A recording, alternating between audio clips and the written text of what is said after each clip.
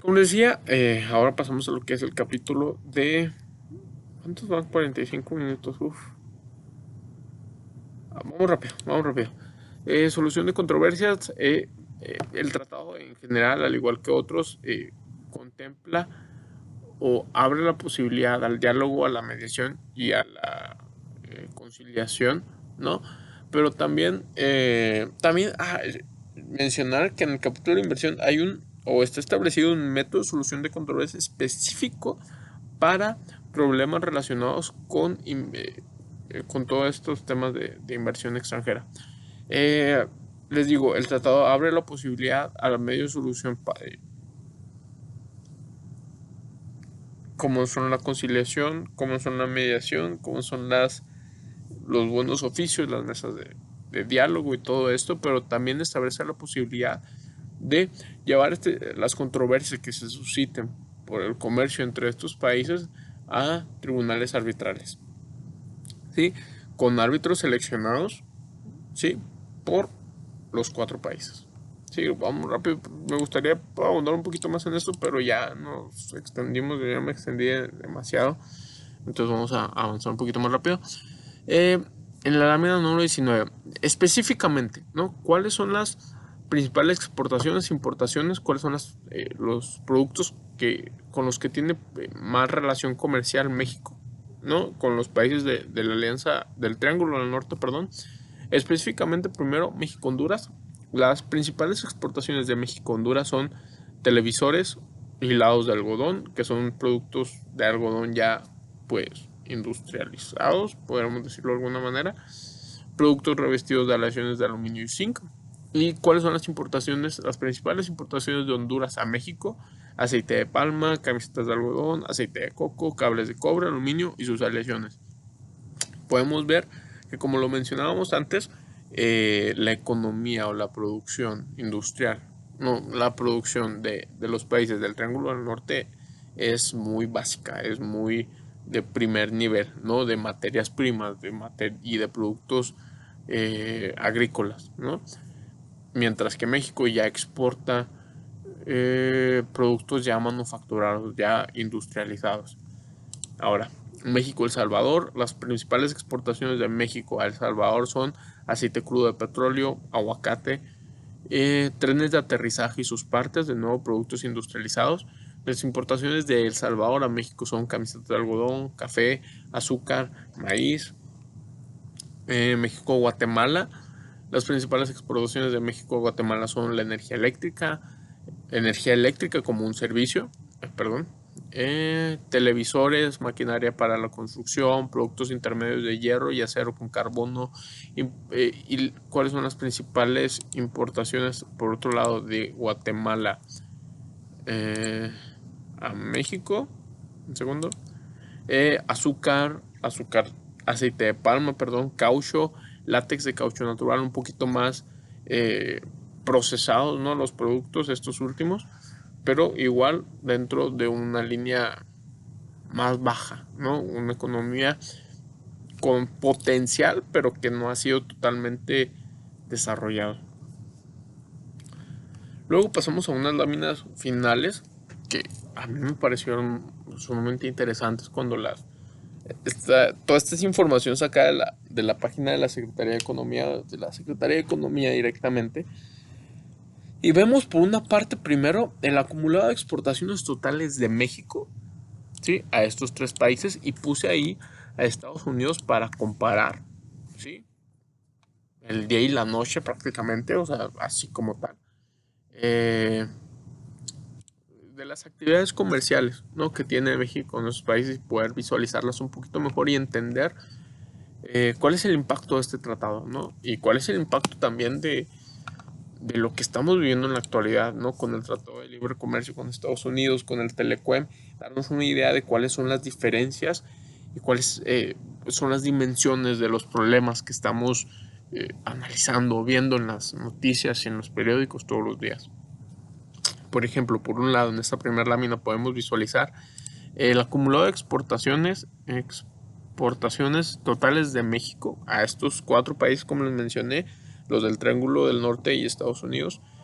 Estos números están en millones de dólares. Podemos ver desde el 2014 hasta el 2017. En Estados Unidos, ¿sí? En el 2014 tenemos un valor acumulado de 72 mil millones de dólares, ¿sí?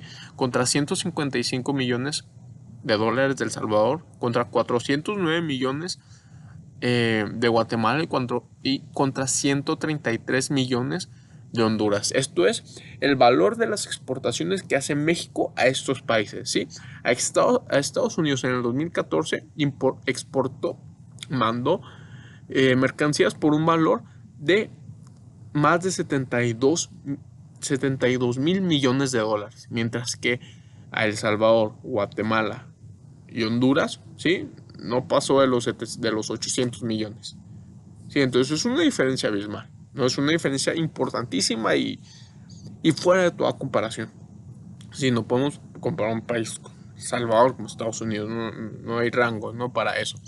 En el 2017, para no verlos todos, ¿no? Pero en el 2017 se tuvo un acumulado de exportaciones totales con Estados Unidos de más de 76 millones de dólares, contra 158 de El Salvador, contra 403 de Guatemala y contra 150 millones de Honduras. Podemos ver que con quienes tenemos un poquito más de transacciones es con Guatemala, ¿no? De estos tres países de la alianza, del triángulo, perdón. Ahora,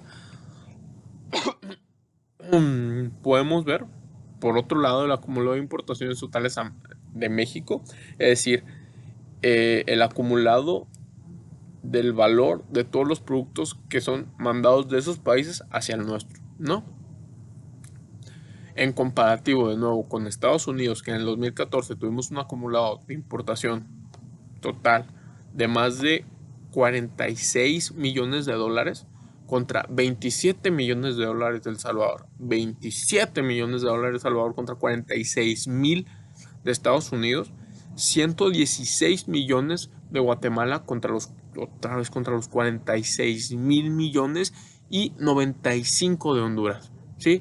Juntos, que es 220 millones de dólares de la alianza del Triángulo del Norte, no sé por qué estoy queriendo decir alianza, del Triángulo del Norte contra 46.519 millones de dólares de Estados Unidos, ¿sí? En 2017 fue más, ¿no? Pasamos estos años, en 2017 fue más lo que vino de Estados Unidos de 47 mil millones de dólares contra 26 que decreció de El Salvador, contra 124 millones de Guatemala y contra 98 millones de Honduras. Y entonces podemos ver también a lo que se refiere el presidente de Estados Unidos cuando dice que existe un déficit comercial entre Estados Unidos y México, ¿no? Cuando es que nosotros le mandamos más de 70 millones de dólares, de 72 mil millones de dólares en exportaciones, y ellos solamente nos mandan a nosotros 40, ¿no? Un poco más de 40 millones. Pero el punto, y para lo que quería yo poner estas tablas y estos datos, es para que nosotros podamos visualizar de manera real, concreta, con datos tangibles, la diferencia que existe entre el mercado de Estados Unidos y el mercado que se tiene con estos países. Y es como ya pasando, ¿no?, a las conclusiones, ya para terminar, y es como lo comentaba con la presentación que hacía el compañero Santiago. Es pequeño en comparación, lo es, ¿no? Y como decía, no existe un punto de comparación para poder visualizar, ¿no?, las transacciones que se hacen entre Estados Unidos y entre estos países. Sin embargo, ¿sí?, siguen siendo opciones para diversificar, ¿sí?, nuestras proveedurías Y los países, los mercados a los cuales destinamos los productos que generamos en nuestro país. ¿Sí? Un segundo. Listo. Como les decía, ya como conclusión, debemos visualizar las diferencias que existen entre ambos mercados, ¿no? Y ver que son abismales, pero también darnos cuenta que en aras de alcanzar un mercado, una comunidad internacional estable y con una economía creciente, ¿no? En desarrollo, no hay pasos pequeños. Y sobre todo en estos tiempos de incertidumbre en donde no sabemos qué es lo que va a pasar comercialmente, tenemos ciertas garantías, pero no las tenemos todas.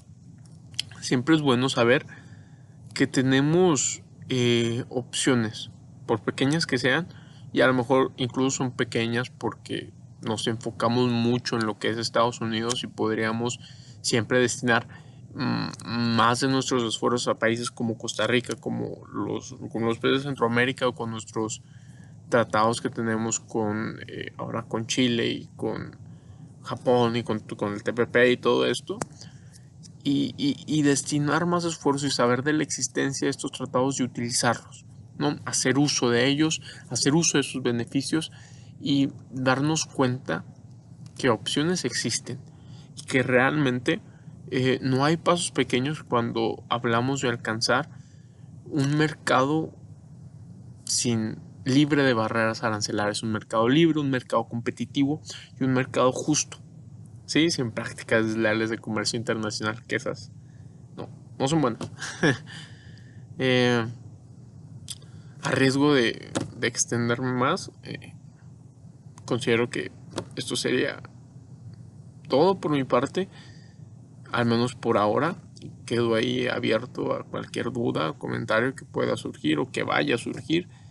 Creo que lo vimos de manera general y lo mejor posible en los temas que yo considero que eran un poquito más de importancia. La verdad no esperaba que me tomara tanto tiempo o que me tuviera que extender tanto tiempo. Traté de hacerlo lo más entendible posible, lo más rápido posible. Pues hasta ahí quedamos entonces y quedo pendiente. Gracias por su atención, gracias por su tiempo, gracias por su paciencia y pues ahí nos veremos en clase. Buenas noches y hasta luego.